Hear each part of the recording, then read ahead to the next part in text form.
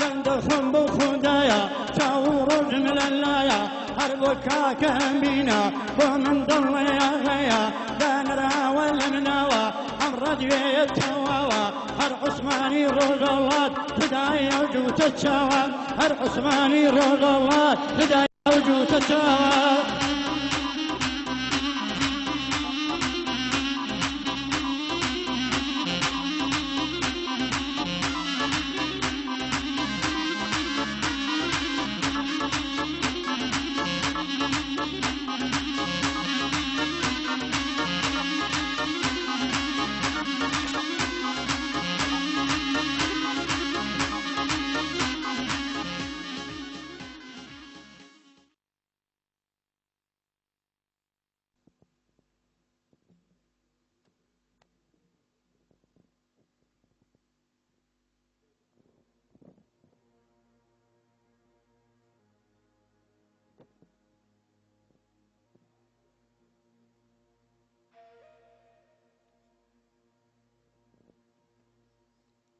بەگەرمی بەخێراتتانەکەم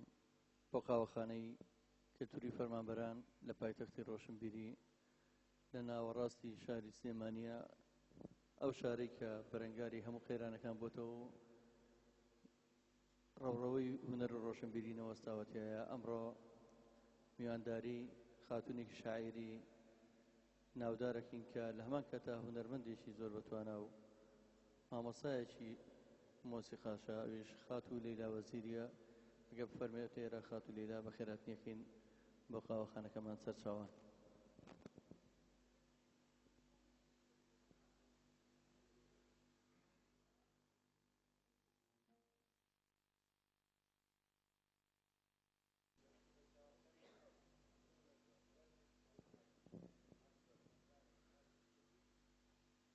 ژەنیار و شاعیر خاتو لەیلای وەزیری خەڵکی شاری سنەیە هەر لە مناڵیەوە هۆگریکی زۆری بۆ شەعر هەبووە ئەمە بۆتە هۆی ئەوەی کە لە سەردەمی لاویدا دەست بکا بە نووسینی شەعر ساڵانێکە لەم بوارەدا هەوڵی نووسینایەت بەهۆی پەیوەندی شعر و مۆزیک بە یەکەوە دەستی کرد بە فێربوونی مۆزیک و ژەنینی ئامیری سێتار لەیلا خان لەژێر چاودێری مامۆستایانێک وەکو عەلی تاهیری و بەهرامی ساعەد و سابیری ئەزەرگاهی زانستی مۆزیکی لەسەر دەستی ئەم مامۆستایانە خوێندووە کە زیاتر لە 15 ساڵە هاوڕۆحی ئامێرەکەیەتی هەرچەند خوێندنی لە بواری ئابووری کۆمەڵایەتی بووە بەڵام عشقی ئەو بۆ مۆزیک وای لێ کرد لە بواری کارناس بە کالێریۆسی مۆزیکی درێژە بە خوێندن بدا تا زانستە ئەکادیمیەکانی خۆی سەبارەت بە مۆزیک بە ئامانجەکانی بکات و ئاسەوارێکی هونەری بخۆڵهێنێ لە تەنیش هۆنراوەی نوێ تەرانە شعری لیریک بۆ میلۆدیدا ئەنێ و لە دنیای مناڵیدا نەبڕاو ئەم هۆگری ڕۆحیەوەی لێ کردووە مۆزیکی ئۆرف مۆزیکی مناڵان کە پەلێکی جاو گرنگە لە مۆزیکدا بە شێوەی پسپۆڕانە کاری کردووە لەم بوارەدا و شعری بۆ مناڵان نووسیوە بە وێنە نۆت و ئاهەنگ سازی کراوە لە چوارچێوەی کتێب و سیدی مۆزیکاڵ بەشێکی چاپ بوو و بەشێکیشی ئامادەی چاپە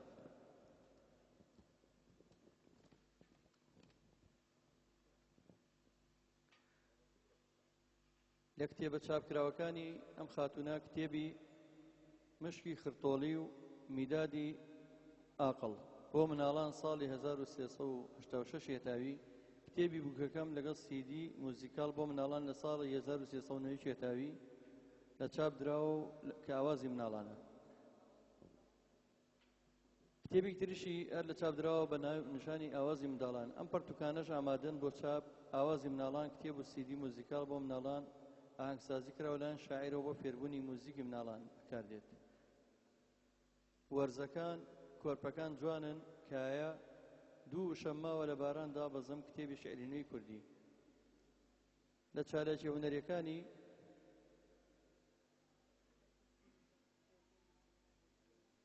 حەزەکەم ئەوانە دوایی بەجێ بێڵم بۆ پرسیاروانی کە لە بینی منەوە خاتونەیە ئەخڵخێت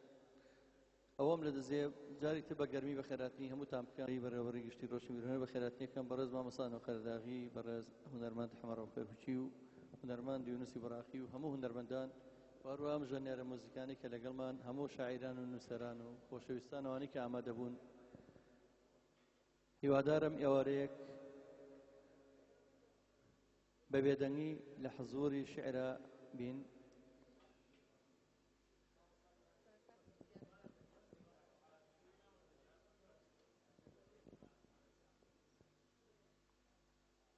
دەکەین ولا کەم و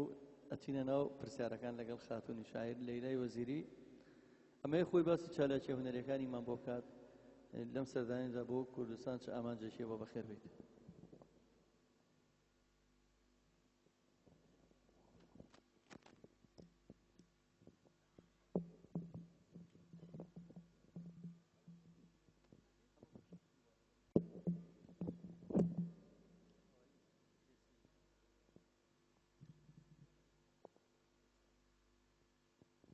دیاری من لەم سەفەرە جانتای کە پڕ لە تاسە بیکەرەوە و یەکەیەکەی هەستەکانم لە ژووری دڵتا هەڵواسە. سڵاو ڕێز و خۆشەویستی خۆم ئاراستەی یەکایەکی ئێوە خۆشەویستانەکەم بە خێراتنی مامۆستا ئەنوەر قەرەداغی و کاک بابەکر دەرەیی و ئەو دۆستانەی کە هەوڵیاندا ئەم کۆڕە پێک بێنن کاک جەزا و بەڕاستی لە ماوەیەکی زۆر کە من هەر بۆ سەردان هاتم بۆ لایەن ئەو دۆستانەی لێرە شاعیرەکان بڕێکیان بینم ئەمانیش ئەم کۆڕەیان پێکێنا دەستخۆشیان لێ ئەەکەم. من لەیلا وەزیری خەڵکی شاری سنەم لە بواری شعر و موسیقا ساڵهایە کارەکەم. سەرەتای کارە هونەریەکانم لە شعرەوە دەست پێ کرد. هەر لە مناڵی و زۆر مناڵ بووم هۆگری شعر بووم. دایکم لە ماڵ و زۆر شعری ئەخوێند ژنێکی باسەوات بوو کە زۆرتر شعری فارسی ئەخوێند بەڵام من خۆم لە دەورانی جوانی لاویە دەستم کرد بە شعر لە فارسی نووسینەوە دەستم پێ کرد و دوای چەند ساڵەوە کە شعرەکانم کەمێ قووەتی گرت هەستم بەوە کرد کە ئەحساسەکانم ئەو هەستی دەروونمە بە کوردی ئەنووسم زۆر جوانترەوە هەستێکی جوانترە بەخشێ بە لاپەڕەکان و بە قەڵەم و بە ئەحساسم و شڕۆم کرد بە کوردی نووسین بە خوێندنەوەی شعری شاعرانی باشوور و ناوچەی خۆمانەوە شاعرانەی کە پێش ئێمە زۆر بەرهەمیان بۆ ئێمە بەجێشتە لەوانە کەڵکم وەرگرت و لە کارەکانما ئەوە بوو بەهۆی ئەوە من بێ ئەوەی بچمە قوتابخانەی زمانی کوردی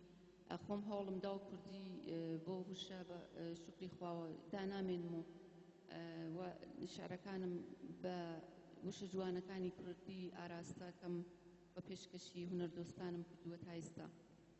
پرسیارێکتر بێ لە خزمەتانە. دەست خۆش بێ سپاس دەکەم. پێم وابێ یەکەم خانمە کە لە شاری سنەیە فێرگەیەکی مۆسیقات داناوە مۆزیک ئەومان بۆ باس بکەیت. بەڵێ من زیاتر لە 16-17 ساڵە موسیقی کارەکەم لە بنەڕەتەوە هەر بە ئاکادمیک لە نۆتەوە شڕۆم کرد و سایم کرد هۆڵمدا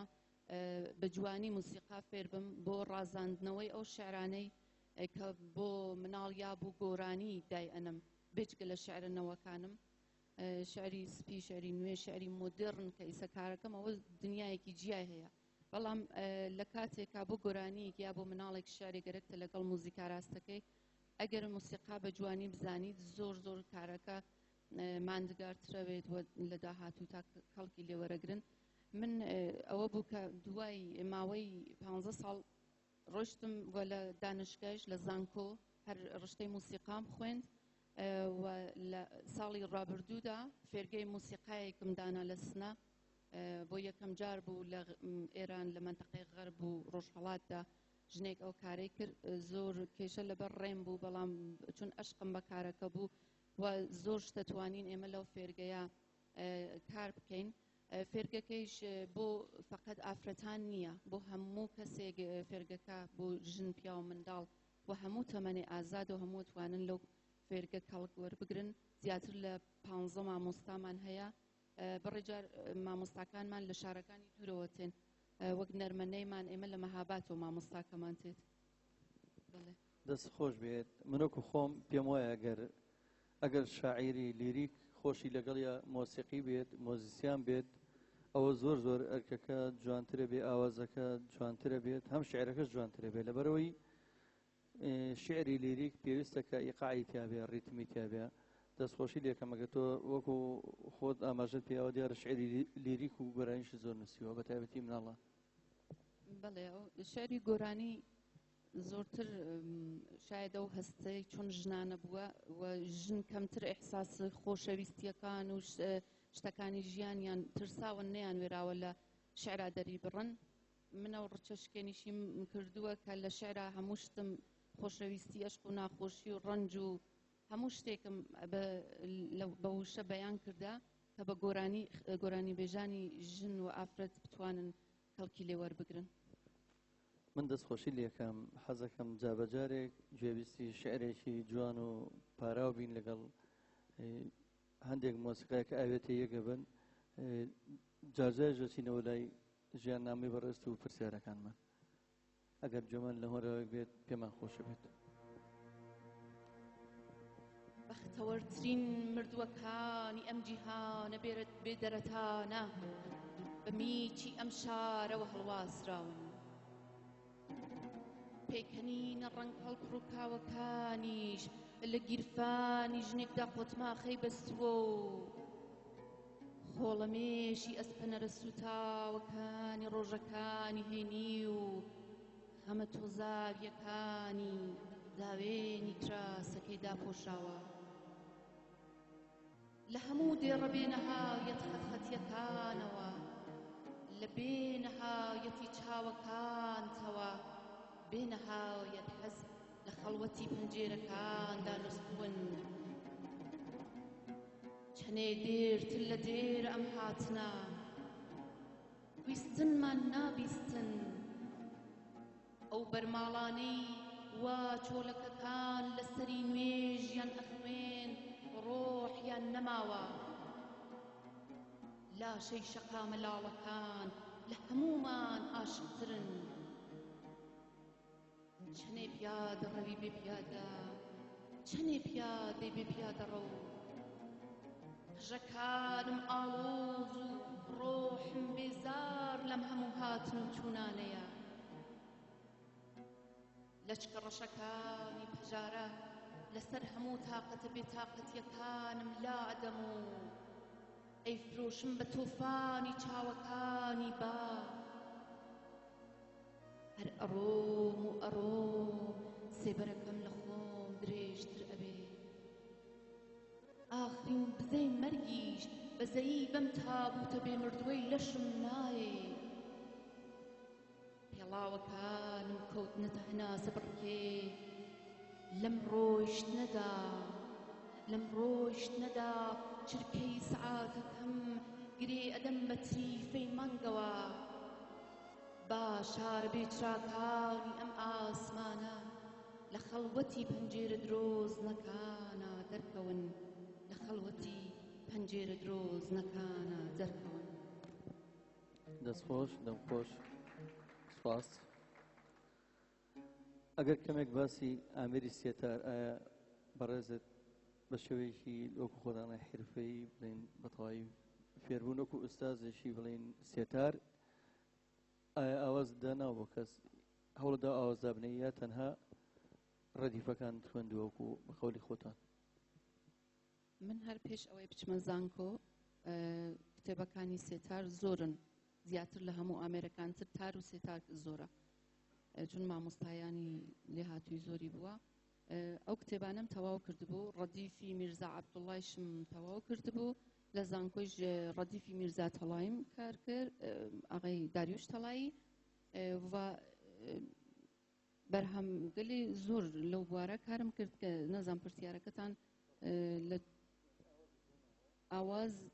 بەڵێ بۆ گۆرانی بێژەکان بۆ خۆم داناوە مۆزیک لەسەر شعرەکانم یەکێ لە کارەکانیش کە خۆم زۆر حەزی پێ ئەەکەم کتێبی ئاوازی منداڵانە کە 10 ڕۆژ لەمەوە پێش پەردەلادانمان لەسەر بوو لەسنە کتێبێک بوو کە زۆر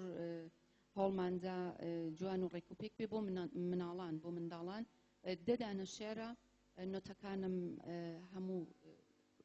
لە تەگوشەکانە تێکەڵکردن نۆتی هەیە هەموو مناڵەکان ئەتوانن لە فێرگەکانی موسیقا لە هەر شوێنێ بۆ گروپی موسیقا لەو نۆتانش کەڵک وەربگرن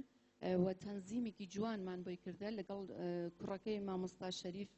مامۆستای زمانی کوردی وە شاعری گەورەی سنە کوڕەکەیان ئاهەنگسازە تەنزیمێکی جوانی بۆ من ئەنجامدا بە چەند ئامێر ئێمە ئەو نوتانەمان ئجرا کرد لە ئستودیۆ و کردمان بە کتێبێک و سیدیک بۆ مناڵانی کوردی شەڵا خەڵکی لێ وەربگرن. دەستخۆشی لێکم دیارە چالێکەکانی تۆ لە هەم لە بواری شعرە لە بواری ئەدەب و ڕۆشنبیریە هەم لە بواری موزیکە ینی ئەوەندەی من لێرە لە سیڤەکەی خوێنمەوە بەشداری زۆربەی فیستیڤالەکانی موزیکیت کردووە وەروە بەشداری زۆربەی فیستیڤالەکانی شعریشت کردووە. ئەگەر ئێستا باسی بەس موزیک بکەین جارێ ئایا لە چەند فیستیڤاڵە لە ڕۆژ هەڵاتی کوردستان ینی بەشدار بوویت دیارە لێرەیە سەرپەرشتی گروپێکی ژنانی کرد بۆ یەکەم جار لە ڕۆژهەڵات ئەومان بۆ باس بکەی سوپاس دەکەم. بەڵێ کاتێککە ئێمە خەریک بووین ساڵانی زۆر پێشوو موسیقا بۆ ئافرەتێک زۆر جێ نەکەوت بوو خەڵک زۆر بایەخیان پێ نادا بنەماڵەکان زۆر پێیان خۆش نەبوو ئافرەتی کاری موسیقا بکە. ئێمە چەند کەس بووین لە ناوچەکان مەهاباد سەقز و بۆکان و سنە و شاید 5-6 نەفەر بووین. گۆرانی بێژەکەیشمان خاتوو نازی عەزیزی بوو کە گروپێکی موسیقامان دانا و لە شارەکانی ڕۆژهەڵات ئەو گروپە ئێمە ئیجرای بەرنامەمان بوو بەڵام فقط بۆ ئافرەتان بوو ئافرەت تماشاچی بەرنامەکە بوو. دەست خۆش بێت حەزەکەم ئەگەر بەهێمنی چکە دنیای شعر پێویستی بەوە هەیە مۆبایلەکانمان بێدەم بکەین تکایە بۆ ماوەی یەک کاتژمێر من زۆر پێم خۆشە کە گوێبیستی شعرێکە بم بەڕاستی لە ناخەوە گوێ لێ بگرم.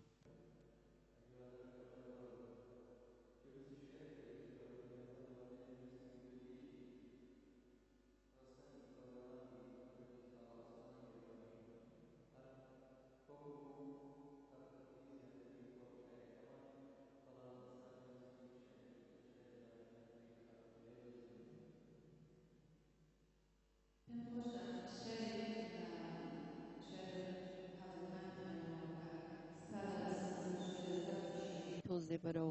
لای مدرن ڕۆیشتووە لەو بوارە خەریکم هەوڵەدەم جیاوازی هەیە لەگەڵ شارەکانی تر بەڵام ئیترەوە بیسەران نەزەران. ئێرە ئاپارتمانێکە ڕۆیشتن تاو نەگەیشتن بەخوا چاکتر بڵێم جۆگرافیایەک جیا لە مردووە بەش زیند و خۆرەکانی دەوروبەرم 55 فەلسەفەی ڕۆیشتنێکە تا نەگەڕانەوەیێ و ئاهەنگێکی ئەفشاری لە دەمی ژنێکدا بەجێ دەڵێ کفنم کەن و ڕاست بە شانی چەپدا لە پاڵی خوادا پاڵم خەن ئەرێ ڕاست بە شانی چەپدا لە پاڵی خوادا پاڵم خەن چوار قەدەغ ئەولاتر لە دوگمەکانی قاچاقی ژنێ یانێ بە پێچەوانەوە سەیری خوا بکەین پێچەوانە تریش لە ئەو یانێ هەر ئاویەک بە ئاو هەر قاوەیەک بە خاک و هەر خاکێک بە نیشتمان ببیننەوە. شعرێکی پێتان پێشکەش دەکەم. لە گۆرانی قەناویەکدا لە گۆرانی قەناویەکدا لە بچەپچی سەرلێوی ماسیەکانی حەوزەکەم بیست کە 20 ئەبێتە 40 بەڵام لە 20 کەسم 20 ژنێک 20 ساڵە مردووە و هەچی بە بەردەنیا نادێتوە ڕواو لاشەی ڕووتی خەمەکانی لەسەر تەنافی دنیا ئاوە چۆڕ نەبووە.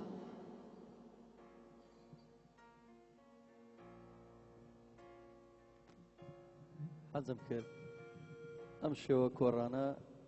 تەقلیدی بگۆڕێت کە زۆر جار هەر لەگەڵ نەیەکی حەزینە یا لەگەڵ ئەوەیە چەند ساڵەوە گوێبیست شعرە بین. ئەمڕۆ لێرە بۆ خۆشترکردنی ئەم کۆڕە ئێوارە شعرە خاڵە عوسمانی مەریوانی بە ئەزمونێکی ئەتوانم بڵم نەوێرم بڵم 70-80 ساڵ دوایی نەوەکو لێم تووڕە بێجگارەوە پیر نییە بەڵام هەر لە شوێنی خۆشیەوە بێ لەگەڵ کاکە ڕەفیقەیە ئەگە بێتێرە ئاساییەک ئارۆ ڕام کۆتەن کۆنە هەواران مەمنون ئەوە مەگەر کاگوەلی تۆنێکی بیتێ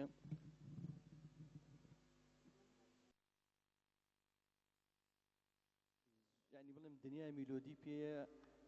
هی ئەو ناوچانە و هی ئەو دێهاتانە زۆر حەزەکەن ئێوە بەدڵ گوێ لێ بگرن بەڵام ئەوەیە هیچ خۆمان بۆ ئامادە نەکردو تەنها ئەمانەیە دەمی ئەوەیە جوانتر بێت سڵاو ڕێزمەی بۆ هەموو لایێ لەلایەن خۆم و تەشەکر و قەدەدانیمەی بۆ هەمووتان تەک تەک بە خێراتنی هەمووتانەکەم لەم تەمەنا من هەر فەقە سەرکەوتنی هەموو لایەک بوێ پێشکەش بە ڕێوەبەرانی ئەم ڕادیۆ بابانیشە من بەلای منەوە زۆر جوانە سەرکەوتو منیشەوە بۆ خوشکە بەڕێزیشمە لە کوردستانەوەتم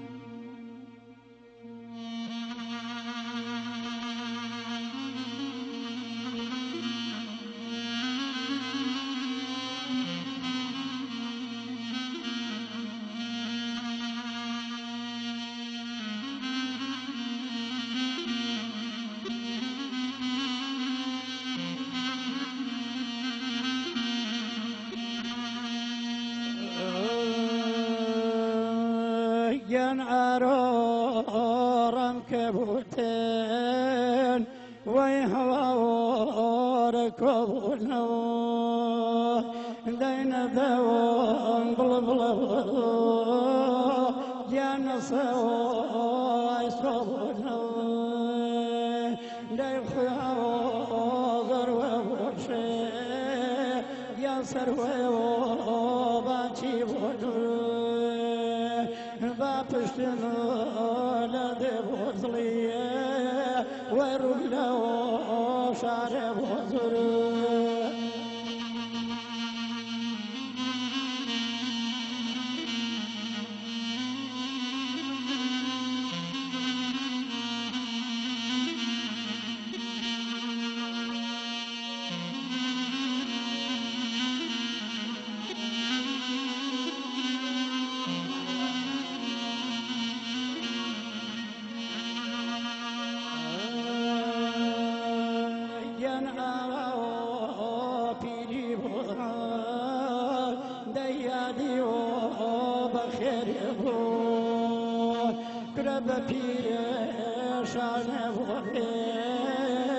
ويركو سيزيده ينقلع ورزقه ويأجنو شكابهم باتانا وينا مريدان يندلك ويرنجابهم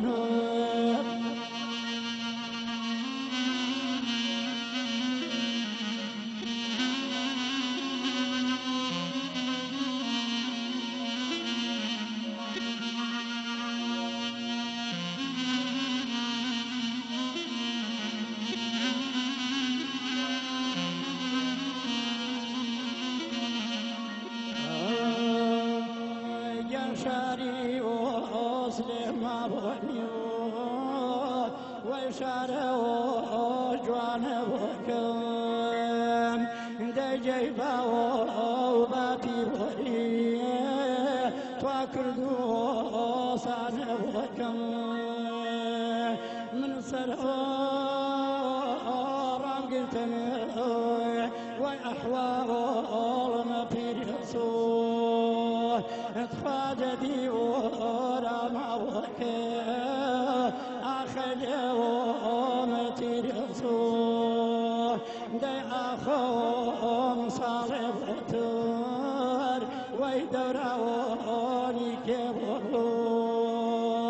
يان كني وشف وشال أكرون جرولو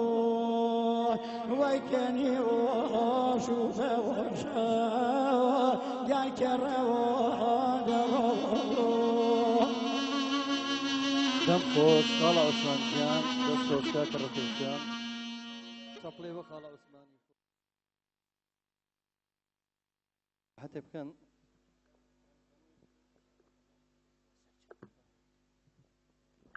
دەست خۆش بۆ باڵەبان جوانی کاکە ڕەفیق و کاک وەدید و دڵنیام خوشکە لەیلاژ لەوە چێ ئەو میلۆدیە هەر بە شێوەیەک لە شێوەکانی پەیوەندی بەم بەڕێزەشەوە هەیە وەکو مۆزیسیانێک نازانم ئەو ڕای چی لەسەر ئایا خۆت وەکو ئیشی خۆت ئیشی لەسەر ئەو میلۆدیە کوردیانە کردووە میلۆدی ڕەسەنەکانی ناوچەی خۆتان وەکو ئەردەڵان وەکو هەورامان وەکو دیالێکتێکانی کە هەیە من زیاتر وەکو کەسێک ئەو ئەرکمە وا لەسەر شانی خۆم زانیوە ئەگەر زانم لەو بواری موسیقاوە من بە نووسین بە شێوەی نووسین موسیقای سنەتی ئێران موسیقای کوردی موسیقای ناوچەی هۆرامان بەگشتی هەموویم لە چەند وتار مەقالەی خۆمانی پێڵێن لە ڕۆژنامەکانە بە ژمارە شاید زیاتر لە 10 ژمارە ئەوانم نووسی هەمووی و لە هەمایشێکە فستیواڵێکی زۆر گەورە بۆ